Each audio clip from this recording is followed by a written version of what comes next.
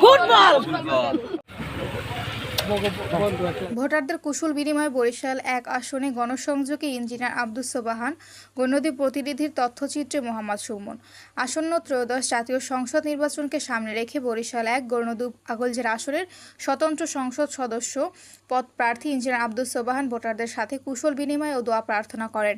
মঙ্গলবার ২৭ জানুয়ারি সকাল ১১টা থেকে শুরু হওয়া গণসংযোগকালে তিনি গণদী পৌরসভার ৪ ও ৬ নম্বর ওয়ার্ডের বড়বাড়ি, টিএনটি মোড়, হিজলাতলা ও দক্ষিণ পালর্দি এলাকায় গণসংযোগ করেন। পরে বিকেল ৩টার দিকে তিনি বার্থি ইউনিয়নে কটকস্থল গ্রামে লিফট বিতরণ কার্যক্রমে অংশ নেন। গণসংযোগকালে ইঞ্জিনিয়ার আব্দুস সোবাহান ফুটবল প্রতীকে ভোট প্রার্থনা করেন। এ সময় তিনি নির্বাচিত হলে এলাকার সার্বিক উন্নয়ন নিশ্চিত করা, চাঁদাবাজমুক্ত সমাজ গঠন এবং বাজারগুলোকে করমুক্ত রাখার দৃঢ় প্রত্যয় ব্যক্ত করেন। তিনি আরও ২২ তারিখে আপনার শরিকলে আমার নির্বাচন কাজে বাধা দেওয়া হয়েছিল, ৪ জনকে পিটিয়ে আহত করেছে। আমাদের মহিলা কর্মীদের হুমকি দিয়েছে, মা বোনদেরকে হুমকি দিয়েছে, বাসার আকল, মিজান সর্দার।